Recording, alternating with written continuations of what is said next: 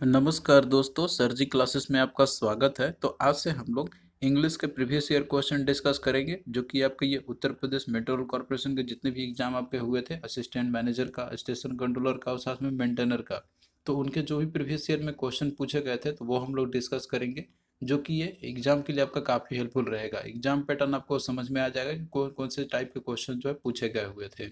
और देखिए, हमने जो है एक स्पेशल कोर्स भी लॉन्च किया हुआ है इंग्लिश और जीके का, तो वो जो है आपको पूरा कंप्लीट करा दिया जाएगा टाइम से पहले। तो उसका देखिए लिंक डिस्क्रिप्शन बॉक्स में आपका दिया हुआ है, तो आप लोग वहाँ से ऐप को डाउनलोड कर सकते हैं और वहीं पे जो है आप लोग स्टोर सेक्शन में जाना, वहाँ से आप लोग जो है कोर्स को आप लोग बाई कर सकते हैं। और कोर्स जो है आपका जल्दी ही स्टार्ट किया जाएगा। अभी हम इसमें जो है लिस्ट तैयार कर रहे हैं, तो आप लोग इनरोल कर लेना जल्दी से, ताकि जो है फिर आगे कोई दिक्कत ना हो। तो लिंक दिया रहेगा आपका डिस्क्रिप्शन बॉक्स में, तो वहाँ से आप लोग उसको कर लेना। और साथ में इंग्लिश का जो पीडीएफ रहेगा आपका, और साथ में जीके के भी जो कंप्लीट पीडीएफ रहेंगे, तो ये सारे जो है आपको कोर्स के साथ ही प्रोवाइड कर दिए जाएंगे। और बाकी जो लोग यूट्यूब पे अगर ऐसे पढ़ना चाहते हैं तो उनको भी प्रोवाइड हम करेंगे लेटर ऑन। बट कोर्स आप लोग ज्वाइन करते हैं तो आप पीडीएफ आपको वहीं पे मिल जाएंगे। तो देखिए दोस्तों, आप लोग इंतजार करना थोड़ा सा, अभी हम लोग इसमें कुछ पोर्शन अपडेट कर रहे हैं। बाकी आप लोग कोर्स को परचेज कर सकते हैं अभी, ताकि जो है फिर आगे आपको कोई प्रॉब्लम ना हो। और आप लोग स्लोली स्टार्ट करना, स्टडी करना स्टार्ट कर दीजिए। जैसे ही आपका होता है, ये फॉर्म स्टार्ट होता है आपका, तो हम उसके भी एक वीडियो बना देंगे, फॉर्म किस तरीके से फिल करना है आपको, तो उसमें भी कोई प्रॉब्लम आपकी नहीं आएगी। तो चलिए स्टार्ट करते हैं हम लोग आज का क्लास। तो देखिए, सेट नंबर 1 का आपका पहला क्वेश्चन है, और ये सारे आपके प्रीवियस ईयर में पूछे गए हुए हैं। जितने भी आपके एग्जाम हुए असिस्टेंट मैनेजर का, या फिर स्टेशन कंट्रोलर का, ट्रेन ऑपरेटर का, या फिर जो मेंटेनर का है, तो इंग्लिश आपका कॉमन ही रहता है। तो हमने इसमें मिक्सअप क्वेश्चन लिया हुआ है सभी का। और इसके लिए हमने एक कोर्स जो हमने लॉन्च किया हुआ है, तो उसमें आपको पूरा कंप्लीट आपको पढ़ाए जाएंगे। वहाँ पे आप लोग पूरा अच्छे तरीके से सीख सकते हैं। तो इसमें देखिए दिया आपका पहला यहाँ पे कि about half dash hour later I saw dash old lady walking towards my house. अब देखिए, इसमें आपको फिल करना है आर्टिकल। आप देखेंगे ना, यहाँ पे सभी में आर्टिकल फिल करनी आपको दिया हुआ है। तो यहाँ पे क्या फिल करेगा और यहाँ पे क्या होगा, तो इसके पीछे आपको देखिए रूल्स जानना होगा आर्टिकल्स का। तो देखिए रूल्स जो आपका रहता है यहाँ पे, बेसिकली हम यहाँ पे आपको एक ब्रीफ ओवरव्यू दे रहे हैं। बाकी डिटेल जो रहेगा तो वो कोर्स में आप ऑलरेडी जो है वहाँ पे आप सीख सकते हैं अच्छे से। तो यहाँ देखिए आर्टिकल से रिलेटेड आपका एक इम्पोर्टेंट जो रहता है, जैसे ए एन और द का यूज इसके रिगार्डिंग। तो इनका जो है आपका यूज़ करने का एक तरीका होता है, यानी कि एक ट्रिक होता है यहाँ पे। तो मेनली जो है आपका यहाँ पे आपको उच्चारण की जो पहली ध्वनि होती है, यानी कि जो फर्स्ट साउंड जो प्रोनाउंसिएशन का आपका आता है, तो उस पर आपको यहाँ पे फोकस करनी होगी। अब देखिए कहाँ पे हम लोग एन का यूज़ करेंगे, कहाँ पे एन का यूज़ करेंगे। तो इसके लिए एक आपका रहता है यहाँ पे कि अगर ध्वनि आपका जो रहता है ना, मतलब जो आप कोई भी वर्ड को प्रोनाउंस करते हैं, तो उसका ध्वनि में आपको जैसे कि वहाँ पे शुरुआत का अगर वोवेल का साउंड आता है। अब देखिए यहाँ पे वोवेल हिंदी इंग्लिश की नहीं, आपको फोकस करना है हिंदी वाला का, इंग्लिश वाला वोवेल नहीं। आपको फोकस करना है उच्चारण का, जो हिंदी वर्णमाला में आती है, जैसे अ आ, ये आपके रहते हैं, तो वोवेल हम इनको बोलते हैं। हिंदी का वोवेल आपको यहाँ पे फोकस करना है, जिसको कि हम लोग इसे बोलते हैं, हम लोग स्वर बोलते हैं हम लोग। तो ये आप लोग याद रखना है यहाँ पे। तो ये सारे जो वोवेल आपके रहते हैं, तो इनको हम लोग स्वर बोलते हैं हम लोग, जैसे कि अ आ ई, छोटा ई बड़ा ई आपका हो गया ऊ, और बड़ा ऊ ए आई ओ और औ हो गया। तो ये सारे स्वर होते हैं, तो इनको इंग्लिश में वोवेल बोलते हैं हम लोग। इंग्लिश में आपका होता है ए आई ओ यू, लेकिन इंग्लिश में नहीं, आपको हिंदी वाला वोवेल पर फोकस करना है। तो कोई भी वर्ड अगर मान लीजिए कि जिसमें कि आपका वहाँ पे स्वर का उच्चारण आएगा शुरुआत वाले में, यानी कि आएगा आपका वोवेल का हिंदी वाला, आपको फोकस करना है, तो उसके पीछे वहाँ पे हम लोग यूज़ करेंगे एन का। तो आई होप कि चीज़ आपको समझ में आ गया होगा। एन कहाँ पे यूज़ करेंगे हम लोग, कि जहाँ पे वोवेल साउंड यानी कि स्वर का साउंड आपको आए, ये सारे वर्ड आपको साउंड में आए, तो वहाँ पे यूज़ करेंगे हम लोग एन का। और बाकी जो रह जाएंगे, यानी कि जो कॉन्सोनेंट होंगे, जैसे हम लोग व्यंजन बोलते हैं, वैसे व्यंजन की ध्वनि आए, तो वहाँ पे हम लोग ए का यूज़ करेंगे। अब देखिए एग्जाम्पल के थ्रू आप अच्छे से समझ सकते हैं। यहाँ पे मे भी आपको थोड़ा सा यहाँ पे आपको कॉम्प्लिकेटेड लगा होगा सुनने में। यहाँ देखिए एग्जाम्पल आपका है अम्ब्रेला का। तो देखिए अम्ब्रेला प्रोनाउंस कीजिए इसको अम्ब्रेला, तो आपका आ रहा है यहाँ पे, तो उच्चारण आपका आ रहा है ना यहाँ पे, तो देखिए क्या है, ये आपका स्वर में आ रहा है। तो इस सेंस में हम लोग यूज करेंगे क्या यहाँ पे, एन का यूज करेंगे। तो इसलिए हमने यहाँ पे एन का यूज कर दिया। यू देखिए भले आपका ये वोवेल में आपका आता है यहाँ पे, तो ये चीज़ आपको कहीं कहीं पे मिल जाएगा वोवेल में, लेकिन कहीं पे ऐसे भी वर्ड आपके रहेंगे ना जहाँ पे अ की ध्वनि आएगी आपका वहाँ पे, लेकिन वो जो है आपका कॉन्सोनेंट ना होके वो जो सॉरी वोवेल ना होके कॉन्सोनेंट होगा, तो वहाँ पे आप कंफ्यूज हो सकते हैं। तो आपको हिंदी वाले पे ध्यान देना है यहाँ पर, अब जैसे एग्जाम्पल आप और भी देख सकते हैं, यहाँ जैसे आपका दिया हुआ है ना, यूनियन, यूनियन देखिए दिया हुआ है, तो यू आपका है इसमें, तो आप सोचिए कि इंग्लिश में ये तो भवेल है, तो ये जो है आपका वहाँ पे अप्लीकेबल नहीं होता है। उस सेंस में लोग नहीं, आपको हिंदी वाले पे फोकस करना है। हिंदी का जो ध्वनि आती है इसमें आपका क्या, यूनियन आप प्रोनाउंस करते हैं, तो इसमें य आपका आ रहा है, य जो है आपका स्वर में नहीं आता, ये किस में आता है, व्यंजन में आता है। तो इसमें हम लोग यूज करेंगे, ए का यूज करेंगे। तो आई होप कि अब आपको समझ में आ गया होगा यहाँ पर कि जैसे यू है आपका, तो यू को आपको नहीं देखना है, मतलब इंग्लिश वाला भवेल है, आपको हिंदी वाला देखना है प्रोनाउंस करके। अगर उसमें ये अगर आएंगे, स्वर ध्वनि आएंगे, तो उस सेंस में वो लोग एन का यूज करेंगे, नहीं तो ए का यूज करेंगे। और एग्जाम्पल आप देख लीजिए, एग्जाम्पल के थ्रू आपको ज़्यादा समझ में आएगा। यहाँ देखिए दिया हुआ है यूनिवर्सिटी, तो यू है, यू यूनिवर्सिटी आ रहा है, यानी कि स्टार्टिंग जो ध्वनि आपका आ रहा है वो क्या हो रहा है, यू, य जो आपका रहता है, तो यह क्या है, ये है आपका व्यंजन हिंदी में। तो इसके पीछे हम लोग, मतलब इसके पहले ये क्या यूज करेंगे हम लोग, आर्टिकल ए का यूज करेंगे, क्योंकि यहाँ पे स्वर की ध्वनि नहीं आ रही है। लेकिन भले आपका यह वोवेल है इंग्लिश में, लेटर जो आपका रहता है यू है, तो उसको नहीं देखना है आपको। फिर नेक्स्ट देखिए, एक और एग्जाम्पल देखते हैं हम लोग। यहाँ जैसे आपका दिया हुआ है 1 रुपी नोट, तो इसमें भी देखिए वन आपका आ रहा है, वो वन, वन है आपका, तो वो स्टार्टिंग ध्वनि क्या आ रही है, वो है, जो कि व्यंजन है। तो इस सेंस में लोग क्या यूज करेंगे, अ का यूज करेंगे। फिर उसके बाद एक और एग्जांपल देखिए, यहाँ पे आपका दिया हुआ है ईयर, ईयर आपका यहाँ पे है, तो इसको हम लोग किस तरीके से पढ़ते हैं, हम लोग ईयर, यानी कि यूअर पढ़ते हैं, बेसिकली पढ़ाता है इसे। तो इसमें भी आपका क्या हो रहा है, य की ध्वनि आपकी आ रही है। तो इसमें आपका यह नहीं, आपका मतलब कि जो य रहता है आपका, हाँ वही य की ध्वनि आ रही थी, ये आपका क्या है, ये कॉन्सोनेंट है, मतलब कि व्यंजन है आपका। तो इसमें भी हमने यहाँ पे ए का ही यूज किया हुआ है। तो आई होप कि अब आपको जो क्लियर हो गया होगा यहाँ पे। फिर इसके बाद देखिए अगला दिया हुआ है हॉनेस्ट, दिया आपका, देखिए इसको हॉनेस्ट, ह नहीं पढ़ते हैं, इसको पढ़ा था ऑनेस्ट, ऑनेस्ट इसको किया था, प्रोनाउंस किया था। तो इसमें भी देखिए क्या आ रहा है, अ की ध्वनि आ रही है। तो इस सेंस में क्या यूज करेंगे हम लोग, यहाँ पे आर्टिकल एन का यूज करेंगे।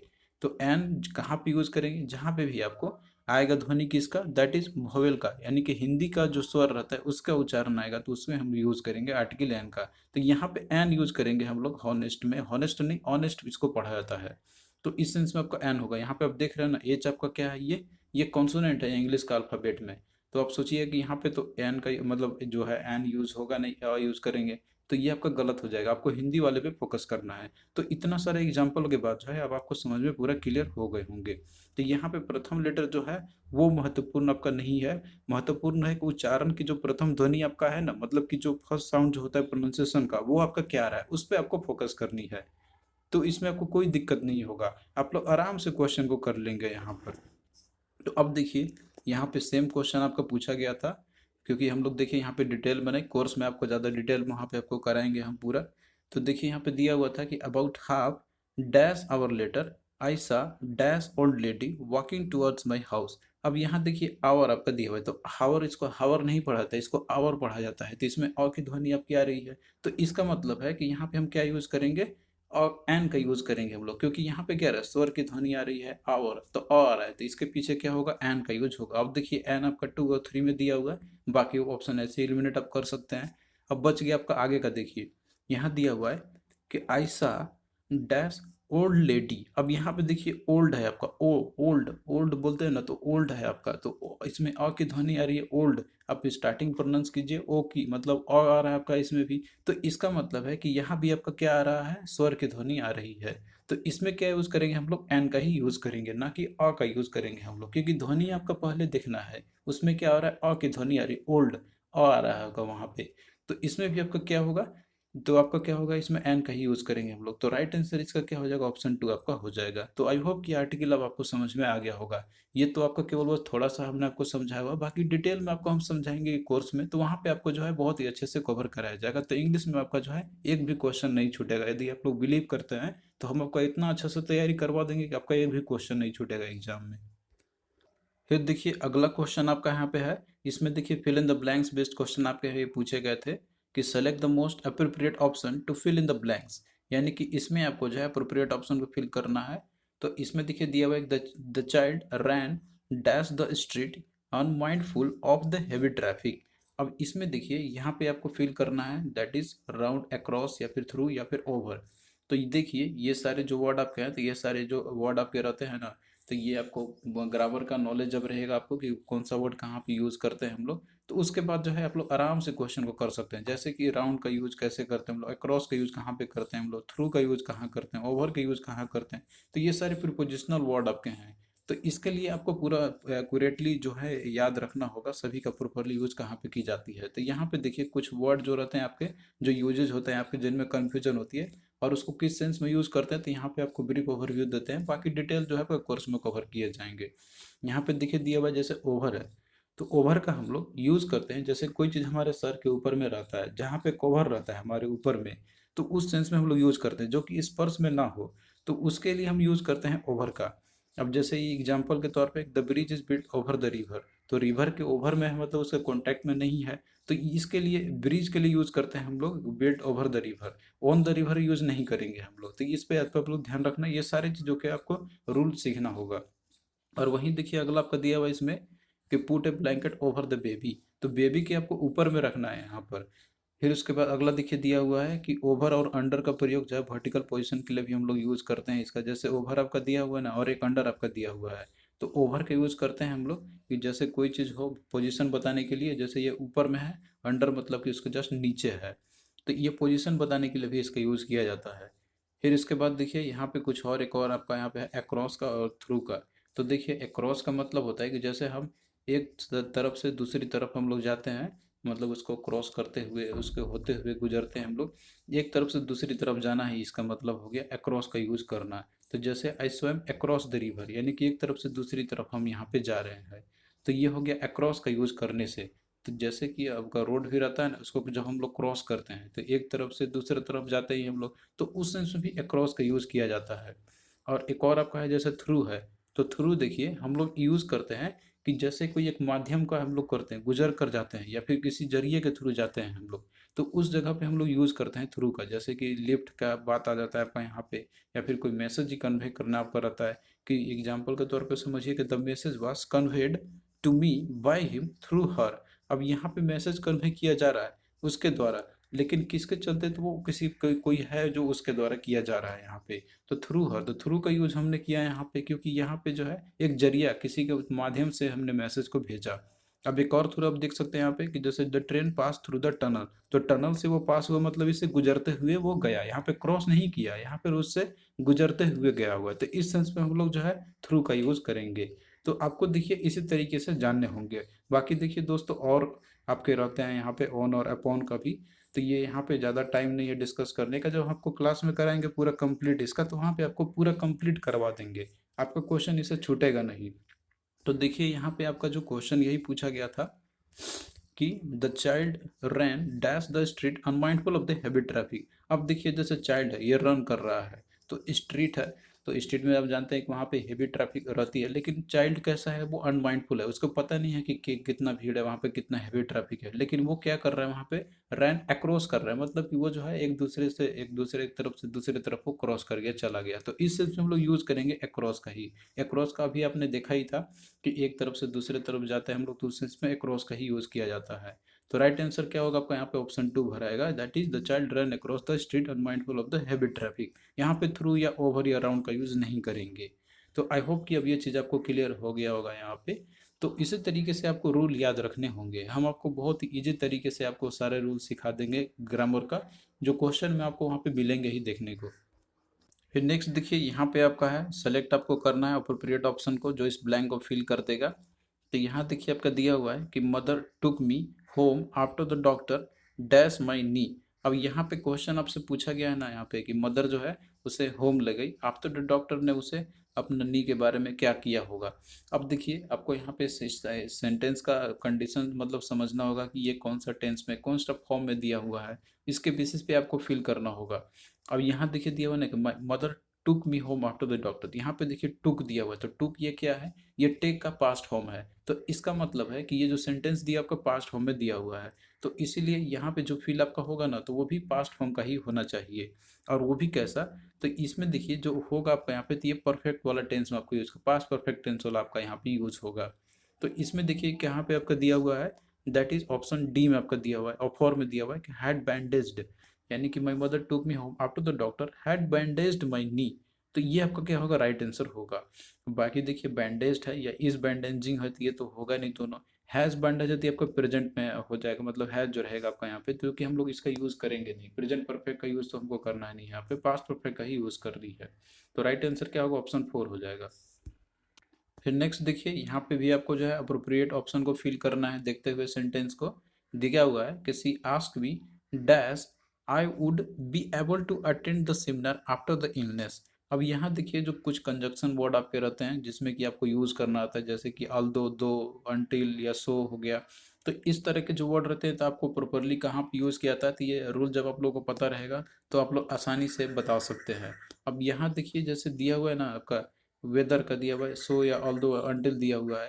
तो इसमें आपका जैसे कि सो यूज करते हैं हम लोग, ये होता है कि जब कोई हम लोग रीजन देते हैं वहाँ पे उस समय हम लोग बताते हैं यहाँ पे। लेकिन यहाँ पे सेंटेंस क्या अदर ही है, कंडीशन अलग है इसका। और अनटिल भी हम लोग रहते हैं तो ये अलग सेंस में ही इसका यूज करते हैं, कंडीशन दिया जाता है कि जब तक तुम नहीं आओगे तब तक हम। तो यहाँ पे भी आपका जो है कंडीशन उस तरह का तो है नहीं। तो यहाँ पे रीजन बताया जा रहा है ना आपका, यहाँ पे जैसे वेदर और ऑल्दो, ये दो में सब कंफ्यूजन हो सकता है कौन सा फील करे। तो वेदर देखिए हम लोग उस सेंस में यूज करते हैं हम लोग कि जहाँ पे एक्सप्रेस किया जाता है डाउट या फिर कोई चॉइस बिटवीन दो अल्टरनेटिव्स के बीच में। दो अल्टरनेटिव्स है आपके पास, वहाँ पे चॉइसेस रहता है कि हम कौन सा करें कौन ना करे। तो उस सेंस में हम लोग वेदर का यूज करते हैं। तो यहाँ सेम सिचुएशन आपका है कि सी आस्क मी कि whether I would be able to attend the seminar after the illness. तो यहाँ सेम चीज़ है कि डाउट है, एक्सप्रेस डाउट किया जा रहा है कि वो मतलब अटेंड करने पाएगी कि नहीं करने पाएगी। तो यहाँ पे जो करेक्ट आपको यूज होगा ना तो वो वेदर का ही यूज करेंगे। तो राइट आंसर ऑप्शन 1 आपका हो जाएगा। और ये देखिए कंजक्शन वर्ड आपके हैं, तो जितने भी कंजक्शन इंपॉर्टेंट वर्ड है ना तो ये हम आपको पूरे क्लास में अच्छे से बताएंगे, इसका जो कोर्स हम आपको बताएंगे वहाँ पे। फिर इसके अलावा अल्दो जो दिया था इसमें, अल्दो का यूज हम लोग करते हैं यहाँ पे कि कोई ऐसा फैक्ट जो उसके जगह पे यूज किया था, in spite of that fact या इवन दो, ये दोनों चेंज हम लोग इस संदर्भ में यूज करते हैं हम लोग। फिर अगला देखिए, यहाँ पे क्वेश्चन आपका पूछा गया है एंटोनिम्स है गिवन वर्ड का, तो काफ़ी आसान आपका यहाँ पे दिया हुआ है, कंटिन्यूअसली है। तो कंटिन्यूअसली देखिए इसका मतलब होता है कि जो वर्क जो कंटिन्यू लगातार होते ही रहता है बिना रुकावट के। तो इसका जस्ट एंटोनिम क्या आपका हो जाएगा, दैट इज ओकेजनली। तो ऑप्शन 2 क्या होगा आपका, ऑप्शन 2 इसका सही हो जाएगा। ओकेजनली का मतलब होता है कि रुक रुक के या फिर कोई एक इवेंट जो पर्टिकुलरली डिसाइडेड हो उस समय ही हो पर्टिकुलरली। ओकेजनली का मतलब होता है ना कि ना के ही बराबर या फिर रुक रुक के हो। तो ये हो जाएगा इसका राइट आंसर। कंटिन्यूअस है तो इसका अपोजिट जस्ट आपको बताना है, तो ये क्या आपका हो जाएगा, ओकेजनली। और बाकी अब इसमें देख सकते हैं रेगुलरली, तो इसका सिनोनिम ही हो जाएगा। इमीडिएटली तो तुरंत हो गया, यूजुअली मतलब कि हमेशा ही हो गया, मतलब ये हो गया। तो इसका जस्ट अपोजिट ओकेजनली हो जाएगा आपका। तो हम आपको लिस्ट पूरा कंप्लीट प्रोवाइड कर देंगे और साथ में जो भी इंपॉर्टेंट जो वर्ड्स होंगे तो उसको भी जो है बहुत ही आसान तरीके से हम आपको बताएंगे क्लास में। तो ये लिस्ट हम आपको प्रोवाइड कर देंगे एंटोनिम सिनोनिम्स के जितने भी इंपॉर्टेंट है इंग्लिश वाले पीडीएफ में। फिर नेक्स्ट देखिए, यहाँ पे आपको ऑप्शन को चूज करना है जो सेम मीनिंग बताएगा गिवन वर्ड का, एक ग्रुप ऑफ वर्ड जो दिए गए हैं। तो ये आपका वन वर्ड टाइप का ये क्वेश्चन है। दिया हुआ है कि making deep sounds showing great pen, यानी कि ऐसा साउंड डीप साउंड प्रोड्यूस करना कि जिसमें ये दर्शाता है कि वहाँ पे पेन फील हो रही है उसको। तो इस तरह के जो वर्ड होते हैं उसका टर्म क्या है स्पेसिफिक, ये आपको बताना है। तो इसमें देखिए दिया हुआ है ग्रोलिंग, ग्रोनिंग, रोरिंग या फिर क्राइंग। तो इसका देखिए राइट आंसर आपका हो जाएगा ऑप्शन 2 हो जाएगा, दैट इज ग्रोनिंग हो जाएगा। तो यहाँ पे देखिए हमने लिखा हुआ मीनिंग इसका, जैसे ग्रोलिंग जो आपका रहता है ना, तो ये होता है आपका एक लो ग्रेटिट्यूडनल नॉइज जो कि बनाए जाते हैं थ्रोट के अंदर में, जैसे गले में बनाई जाती है एक लो ग्रेटिट्यूड टाइप का नॉइज, जो जो बेसिकली जो डॉग होते हैं जो कुत्ते होते हैं तो उसके द्वारा इस तरह के साउंड प्रोड्यूस किए जाते हैं। अब ये अपना इस तरह के साउंड इंडिकेट करते हैं कि वो जैसे अपना हॉस्टिलिटी को वो इंडिकेट कर रहे हैं। तो कुत्ते के द्वारा जनरली जो नॉइज वो बनाते हैं ना, मतलब जो धीमे आवाज में, तो वो आपका रहता है ग्रोलिंग का। अब उसके बाद देखिए एक और आपका रहता है यहाँ पे ग्रोनिंग का दिया हुआ है। तो देखिए ग्रोनिंग का मतलब होता है कि ये भी एक तरीके का साउंड ही है, लेकिन ये उस समय ये कन्वे किया जाता है, मतलब निकलता है जिस समय कि कोई पेन में हो, जैसे मान लीजिए कोई जानवर हो पेन में हो या फिर कोई प्लेजर वो इंजॉय कर रहा हो, तो दोनों तरीके में यूज हम लोग करते हैं बेसिकली। ऐसा नहीं है कि वो ओनली पेन में ही आपका ये, दोनों तरीके, कोई प्लेजर में भी रहता है या फिर कोई पेन में भी रहता है, तो उस सेंस में भी यूज किया जाता है, दैट इज ग्रोनिंग का। तो ये कोई जानवर या आदमी किसी के लिए भी हो सकता है। फिर वहीं पे देखिए आपको रोरिंग है। तो रोरिंग आपका रहता है, तो ये एक टाइप का एक जैसे एनिमल का एक वोकल साउंड रहता है, जिसमें कि ये आपका जैसे साउंड जो रहता है उनका एक हाई फ्रीक्वेंसी और लो फ्रीक्वेंसी दोनों में ये हो सकता है। जैसे लायन जो रहता है ना तो देखते हैं कि रोर करता है यानी कि गरजता है वो, तो वो उसका साउंड को ही बोलते हैं हम लोग रोरिंग बोल सकते हैं। और क्राइंग का मतलब तो आप लोग जानते ही होंगे, इसका मतलब चिल्लाना होता है। तो आपको यहाँ पे हर एक सेंटेंस को जो है समझते चलना है कि इसका पर्टिकुलरली साउंड क्या होती है। तो वन वर्ड सब्स्टिट्यूशन का जो इतने भी इंपॉर्टेंट लिस्ट है, तो हम आपको टॉपिक वाइज इसका प्रोवाइड करा देंगे, तो आपका क्वेश्चन इसमें से एक भी नहीं छूटेगा। फिर नेक्स्ट देखिए, इसमें देखिए पूछा गया है क्वेश्चन आपका, इसमें 4 वर्ड या फ्रेज दिए हुए हैं जो अंडरलाइन किए गए हैं आपके, और उनमें से एक इनकरेक्ट है। तो आपको जो है उस इनकरेक्ट वर्ड या फ्रेज को ऑप्शन में से चूज करना है कि जो कौन सा इसमें एरर दिया हुआ है। तो देखिए, इस तरह के क्वेश्चन को सॉल्व करने के लिए आपको ग्रामर का पूरा प्रॉपर नॉलेज होना चाहिए, तो आप लोग जो है इसका बहुत ही आसानी से कर सकते हैं। तो आपको जो है इसके लिए ग्रामर पढ़ना होगा, जो कि हम आपको कोर्स में पूरा कंप्लीट ग्रामर का सब्जेक्ट आपको पढ़ाएंगे हम। इसमें देखिए क्वेश्चन दिया हुआ है कि the no sooner he had enter the house than he was called back by his boss to the office. अब यहाँ देखिए दिया हुआ है नो सूनर का, तो नो सूनर के रिगार्डिंग जो है एक ट्रिक आपको मतलब याद रखना है यहाँ पर। जैसे नो सूनर है आपका, तो इसके बाद हम लोग डिड यूज करते हैं और देन लगाया जाता है बाद में। और वहीं पे एक और आता है स्कार्सली और हार्डली का, तो इसके साथ हैड का यूज किया जाता है और वेन का यूज की जाती है। लेकिन यहाँ पे देखिए सेंटेंस में दिया हुआ है कि no sooner he had enter the house than he was called back by his boss to the office. अब यहाँ देखिए नो सुनर हैड दिया हुआ है, तो नो सुनर के साथ हैड नहीं, हम लोग इसके साथ डिड का यूज करते हैं। तो इसमें एरर आपका कहाँ दिया हुआ ही हैड में, तो ही हैड के जहाँ पे यूज क्या होगा, डिड का यूज करते हैं हम लोग, हैड यूज करते हैं हम लोग स्कैर्सली और हार्डली के साथ में। तो आई होप कि ये चीज़ समझ में आया होगा आपका यहाँ पे। तो ऑप्शन 2 क्या होगा, राइट आंसर इसका हो जाएगा, जो कि एरर आपका ही हैड में। और वहीं पे अगर स्कार्सली और हार्डली रहता तो इस सेंस में हैड यूज करते तो ये सही रहता। अब देखिए इसमें एर एक और जगह पे देता है आपको, यहाँ पे जैसे देन दिया हुआ है, तो देन के जगह पे नो सूनर के साथ यहाँ वेन लगा देता है, तो ये भी आपका एरर होता है। तो वेन हम लोग यूज करते हैं स्कार्सली और हार्डली के साथ में, तो ये दोनों कॉम्बिनेशन में आपके आते हैं एग्जाम में। तो यहाँ पे आप ये समझ सकते हैं इसको देख के कि no sooner did they see the police than they run away, तो ये आपका सही है। अगर यहाँ पे वेन लगा देता तो आपका गलत हो जाता। उसी तरीके से दिया हुआ है कि scarcely had they seen the police when they run away, तो इसमें भी देखिए वेन का यूज किया गया, तो ये आपका क्या है, ये सही है। मतलब कि आपको स्कार्सली और हार्डली के साथ वेन का यूज करनी है। एरर कहाँ देता है आपका, स्कार्सली और हार्डली के साथ में यहाँ पे आपको दे देगा देन यूज करके, तो आपको उसी को रिमूव करनी होती है। तो ये सारे आपको कंजक्शन में आते हैं, तो वहाँ पे हम आपको अच्छे से समझा देंगे। फिर नेक्स्ट देखिए अगला आपका यहाँ पे है रॉन्गली स्पेल्ड वर्ड, आपको बताना है इसमें से कौन सा स्पेलिंग जो है रॉन्ग तरीके से लिखी गई है। तो इसमें देखिए आपका रहेगा 3 करेक्ट सेंटेंस, करेक्ट वर्ड रहेगा और एक गलत रहेगा। तो इस तरह के क्वेश्चन जो है हम आपको करा देंगे क्लास में, आपको बहुत सारे एग्जांपल करवा देंगे वहाँ पे। वो दिया हुआ है इसमें मोस्टेच है, म्यूचुअल है, मशरूम है और म्यूटेशन दिया हुआ है। तो इसमें देखिए जो मोस्टेच आपका दिया हुआ है, तो ये इसका क्या है, आपका गलत मीनिंग मतलब गलत स्पेलिंग दिया हुआ है मोस्टेज का। बाकी म्यूचुअल, मशरूम और म्यूटेशन ये तीनों जो है सही आपके हैं। मोस्टेज का देखिए स्पेलिंग इसका होता है MOUS, MOUS TAC TACHE। तो यहाँ देखिए आपका TACH तक तो सही है, लेकिन इसके बाद हम लोग ई का यूज करते हैं इसमें, तो ये आपका करेक्ट फॉर्म होगा। तो ये आपका क्या होगा, राइट आंसर, मतलब यही गलत दिया हुआ आपका रॉन्गली स्पेल्ड वर्ड है। तो देखिए मोस्टिस क्या होता है, ये एक फेशियल हेयर होता है, जो फेस पे जो हेयर आपका आता है ना, तो जो अपर लिप के ऊपर में, तो उसी को बोला जाता है मोस्टिस, यानी कि मूंछ बोलते हैं इसको हिंदी में। और वहीं पे जो मीनिंग आपका जैसे म्यूचुअल का मतलब होता है कि आपसी, यानी कि आपसी सहयोग जो होता है उसको बोलते हैं हम लोग। मशरूम के बारे में आप लोग जानते ही होंगे। और म्यूटेशन भी आपका एक बायोलॉजिकल टर्म है ये सब। तो ये सारे करेक्ट दिया हुआ, लेकिन मोस्टेज आपका गलत दिया हुआ है इसमें। फिर देखिए दोस्तों यहाँ पे अगला क्वेश्चन आपका पूछा गया है आपसे, करेक्ट पैसिव फॉर्म पूछा गया गिवन सेंटेंस का। तो देखिए इसके बहुत सारे रूल्स होते हैं एक्टिव से पैसिव में, पैसिव से एक्टिव में बदलने के लिए। तो हम जो है यहाँ पे उतना ज़्यादा डेप्थ में नहीं जाएंगे इसको कवर करने के लिए। बस आप लोग यहाँ पे एक बेसिक देख लीजिए कि किस तरीके से होता है। कि देखिए कोई भी सेंटेंस आपका रहता है ना, तो इसका जनरल फॉर्मूला मान लीजिए एक्टिव वॉइस में कैसे रहेगा, सब्जेक्ट रहेगा, वर्ब रहेगा, ऑब्जेक्ट रहेगा।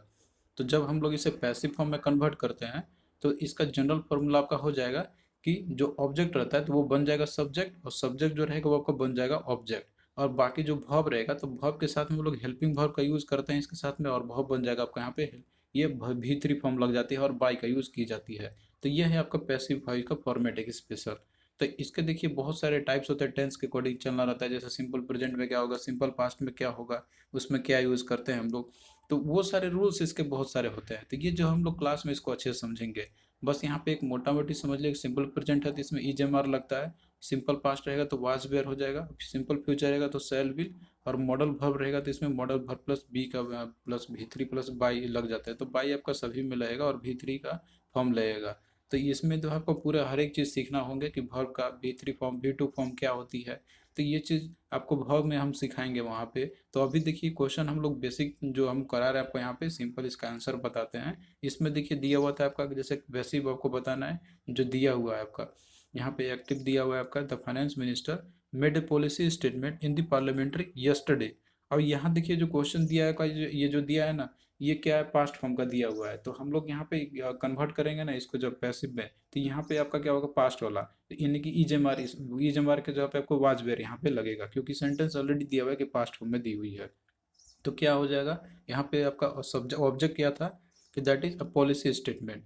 और बाकी जो इसमें आपका है सब्जेक्ट था फाइनेंस मिनिस्टर का तो ये बन जाएगा ऑब्जेक्ट। तो यहाँ पे सबसे पहले पॉलिसी स्टेटमेंट है तो ये आपका बन जाएगा सब्जेक्ट या पॉलिसी स्टेटमेंट। अब दिया हुआ है पास्ट फॉर्म का तो हम लोग यूज़ करेंगे वाज का, यहाँ पे इज का यूज़ नहीं करेंगे, इस बात पे आप लोग ध्यान रखना। और ना तो इसमें हम लोग परफेक्ट वाला ही यूज़ करेंगे। तो ये चीज़ हम आपको सिखाएंगे ना वहाँ पे तो आपको बहुत ही ईजिली वो देखते ही आप लोग पहचान जाइए कि हाँ इसमें ये फॉर्म होगा। तो इसका देखिए राइट क्या आपका होगा ऑप्शन वन आपका होगा यहाँ पे कि policy statement was made by the finance minister yesterday in the parliament. यहाँ पे समझना होगा आपको सेंटेंस को हर एक को एक एक करके। फिर नेक्स्ट देखिए जो क्वेश्चन आपका पूछा गया है इसमें कि select the option that give the correct indirect form of this given sentence. तो यहाँ पे आपको करेक्ट इनडायरेक्ट फॉर्म क्या होगा सेंटेंस का वो आपको बताना है। तो देखिए क्वेश्चन आपका था कि ही सेड टू मी कि I am your uncle, I live in Canada, he told me that. अब यहाँ देखिए क्वेश्चन जो दिया हुआ है ना तो ये आपका एक सेंटेंस करके दे दिया हुआ है। तो अब इसके बाद ये दिया हुआ आपका डायरेक्ट फॉर्म में और आपको इनडायरेक्ट में इसको चेंज करनी है। तो इसके पीछे भी देखिए रूल्स होते हैं तो बेसिकली आपको रूल्स सीखना होगा। तो हम आपको रूल्स इसका अच्छे से सिखाएंगे क्लास में। बस यहाँ पे बेसिक आप थोड़ा सा देख लीजिए कि जैसे मान लीजिए आपको डायरेक्ट से इनडायरेक्ट में चेंज करनी होती है तो इसके कुछ रूल्स होते हैं। सबसे पहले तो आपको टेंस आइडेंटिफाई करना होगा गिवन सेंटेंस में कौन सा टेंस फॉर्म में है। जैसे अगर सिंपल प्रेजेंट में है तो ये आपका सिंपल पास्ट में हो जाता है। और वहीं सिंपल पास्ट में तो आपका पास्ट परफेक्ट बन जाएगा। और इसके अलावा प्रेजेंट परफेक्ट है तो आपका पास्ट परफेक्ट बन जाएगा। अब प्रेजेंट परफेक्ट कंटिन्यूअस है तो ये आपका पास्ट परफेक्ट कंटिन्यूअस बन जाएगा। तो इसी तरीके से और भी दिए हुए हैं आपको यहाँ पे जो कि हम लोग इसको लेटर ऑन डिस्कस करेंगे। बाकी अभी आप लोग क्वेश्चन देख लीजिए यहाँ पे कैसे पूछा गया था। कैन का बन जाएगा कुड, माइट का मे का माइट का माइट हो जाएगा, हैव टू का हैड टू हो जाएगा, शुड का शुड हो जाएगा, आउट टू का आउट टू ही रहेगा आपके। और बाकी जो ये वर्ड है आपके माइट वुड कुड शुड और आउट टू तो ये जो है एक्टिव से जब वॉइस चेंज आपका रहता है चेंज करते हैं तो इसमें कोई चेंजेस आपके नहीं आएंगे। तो ये कुछ रूल्स हैं आपके जो कि यूज़ किए जाते हैं चेंज करने के लिए। तो सबसे पहले आपका रहता है कि आपको टेंस पहचानना होगा कौन सा फॉर्म में दी हुई है। और यहाँ देखिए दिया हुआ है कि ही सेड टू मी कि I am your uncle, I live in Canada. अब इसमें आपको पता चल गया ना यहीं से कि ये जो सेंटेंस दिया हुआ है का ये क्या है पास्ट फॉर्म में दिया हुआ है। तो हम लोग इसमें जब चेंज करेंगे तो ये आपका पास्ट फॉर्म में चला जाएगा। अब यहाँ पे आपका क्या रहेगा जो सब्जेक्ट है आपको उस पर ध्यान देना होगा कि ही सेड टू मी है कि ही सेड टू मी है। तो यहाँ पे ऑलरेडी दे दिया चेंज आपका होगा तो किस में आपका कन्वर्ट होगा सेड टू ये टोल्ड मी में चल जाएगा आपका। तो इसके कुछ रूल्स होते हैं जो आपको हम लेटर ऑन सिखाएंगे। तो क्या होगा कि ही टोल्ड मी दैट कि he was my uncle and that he lived in Canada. तो ये देखिए भले आपको यहाँ पे डिफिकल्ट अब लग रहा होगा लेकिन रूल जो बताएंगे आपको तो काफ़ी आसान लगेंगे वहाँ पे। तो इसका राइट आंसर ऑप्शन 4 आपका हो जाएगा। तो देखिए दोस्तों क्वेश्चन आपके कुछ ही इस तरीके से ही आपके एग्जाम में पूछे गए थे। तो आपको कैसा लगा ये लेक्चर आप लोग कमेंट करके ज़रूर बताना। और इसी तरीके से जो है आपका हम आगे और भी क्लास अब कंटिन्यू कराते रहेंगे। हम आपको जो है प्रीवियस ईयर के बहुत सारे और सेट हम आपको कराते चलेंगे इसी तरीके से। और साथ में जो कोर्स हम आपको प्रोवाइड करेंगे तो उसमें जो है आपका पूरा कंप्लीट इंग्लिश और जीके कवर कराए जाएंगे। तो आई होप कि ये सारे टॉपिक्स आपको क्लियर हुआ होगा जो भी क्वेश्चन हम आपको यहाँ पे आज कराए हुए हैं। तो चलिए दोस्तों वीडियो को शेयर कर देना आप लोग और साथ में जो है आप लोग चैनल को सब्सक्राइब कर लेना ताकि आपको बराबर रेगुलर अपडेट मिलता रहे।